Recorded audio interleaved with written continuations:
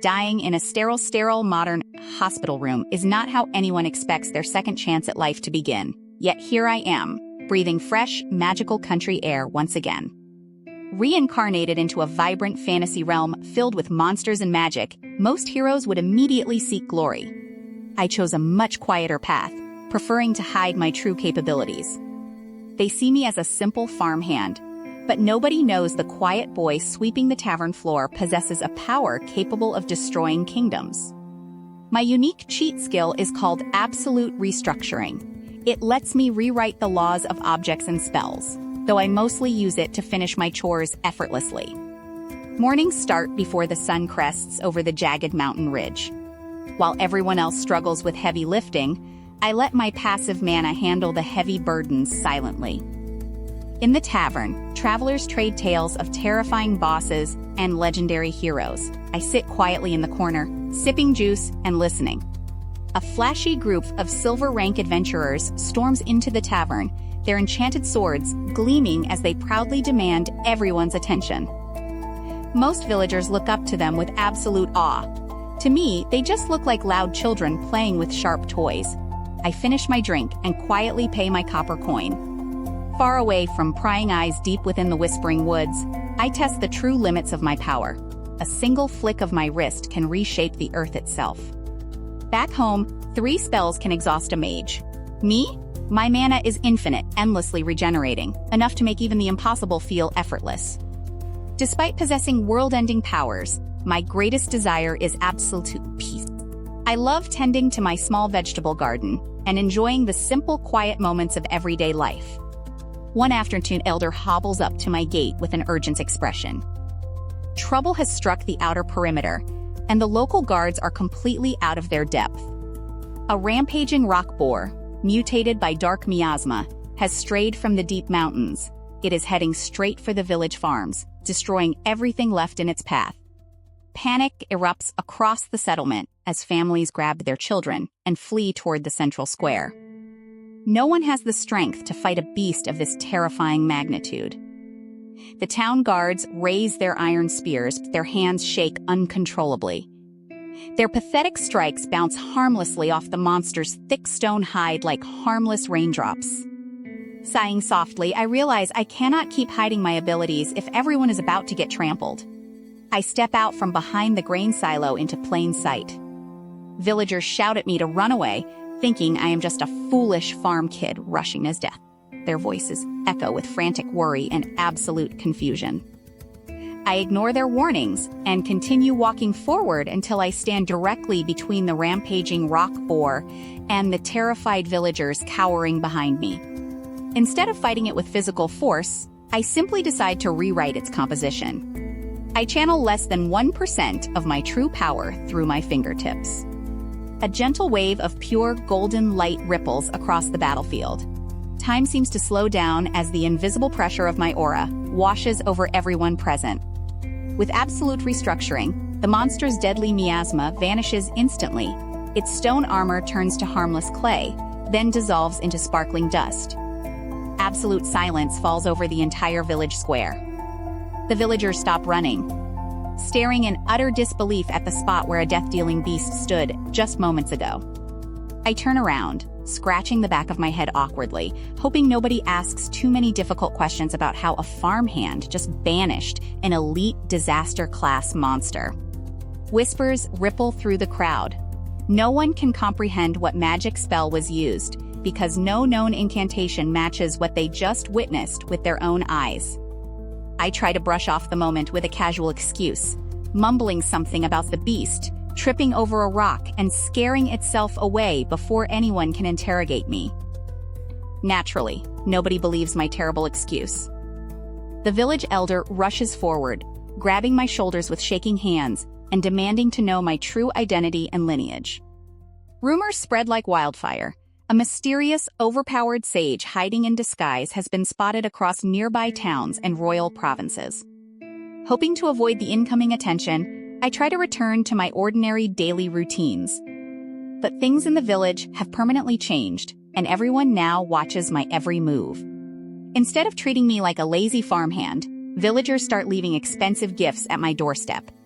Fresh fruit, Rare magical crystals and baked goods pile up every single morning. Peace doesn't last long. A royal carriage bearing the insignia of the National Adventurer Guild rolls into our quiet settlement, kicking up clouds of white dust.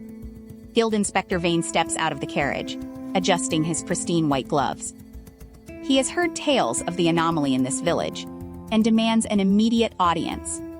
Naturally, the villagers immediately point fingers in my direction. Before I can slip away into the forest, 2 burly guild guards block my path with crossed polearms. Inspector Vane approaches me with a smug grin, claiming no ordinary peasant could possibly neutralize a rock boar without a legendary rank class. He demands to test my status. Reluctantly, I place my hand on the crystal orb. Inspector Vane expects to find a hidden hero, but nobody is prepared for the sheer absurdity of what happens next. Within seconds, the crystal cracks under the pressure of my overflowing mana. Bright blinding light bursts from the seams, illuminating the entire village square in broad daylight. Instead of showing numbers, the floating holographic status window displays pure infinity symbols across every category. Strength, magic, and agility are completely off the charts. Jaws drop around the square.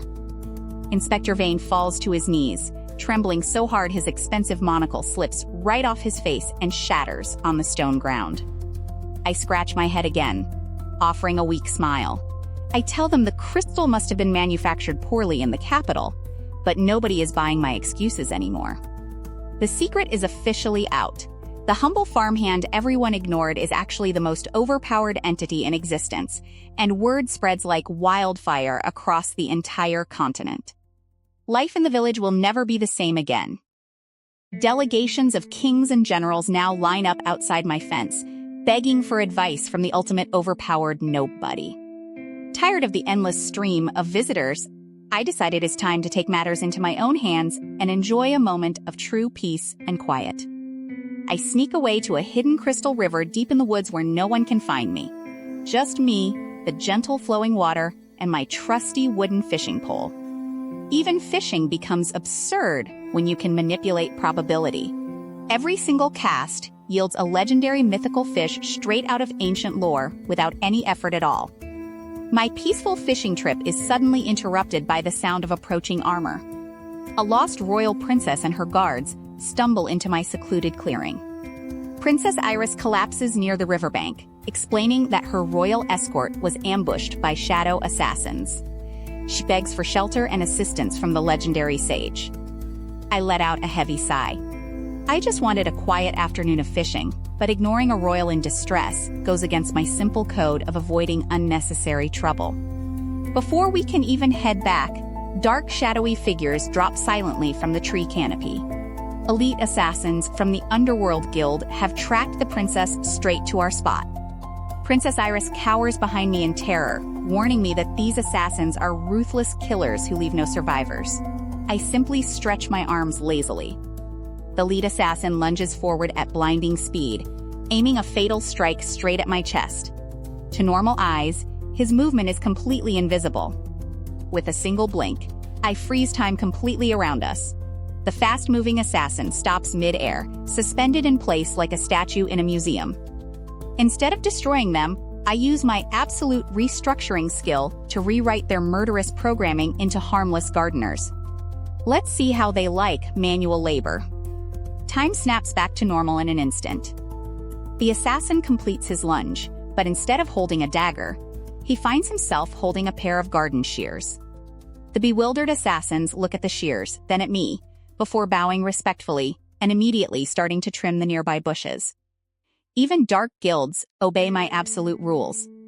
Princess Iris turns to look at me, her eyes shining with absolute reverence and total shock. She realizes she is standing in the presence of a true living legend. With the assassins peacefully gardening, I escort the princess back toward the village.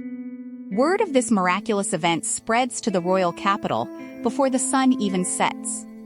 Reincarnated into this fantasy world with broken skills, I once thought living a quiet, low life was impossible. But now I realize I can have both peace and absolute power.